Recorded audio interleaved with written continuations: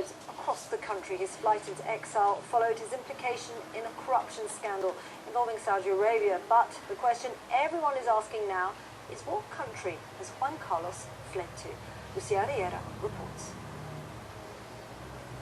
Former King Juan Carlos is likely to be in this residential complex in the Dominican Republic.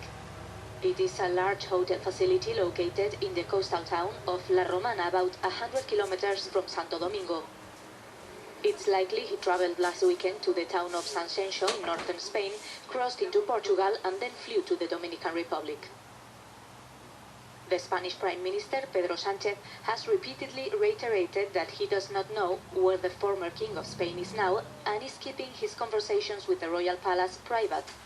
Sanchez has underlined the distance between the former king and the monarchy and insisted that Juan Carlos is subject to the same judicial rules as everybody else.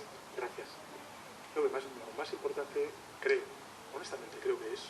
The most important thing, I think, I honestly believe it, is that Mr. Juan Carlos has said that he puts himself at the disposal of justice like any other Spaniard, and it will correspond accordingly to his person or the royal household to publicise this information. Not the government of Spain, we're talking about two different institutions. Hours after the previously unannounced departure, the royal house published this statement that marks the distance of King Felipe VI with his father.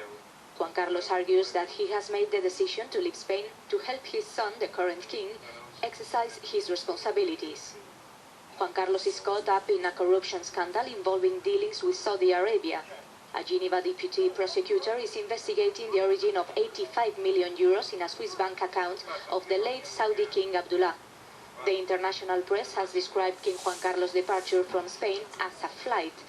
The ex-king's lawyer, Javier Sánchez Junco, assures that his client is not trying to escape justice and that he would be available for investigations open in Switzerland and Spain.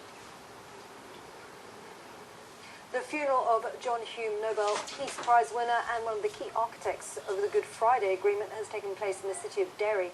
Politicians from across the political spectrum joined Mr. Hume's family and friends at St. Eugene's Cathedral.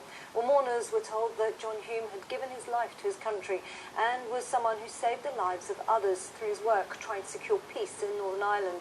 The service was a much smaller gathering because of COVID-19 restrictions. Thanks so much for joining us on Euronews.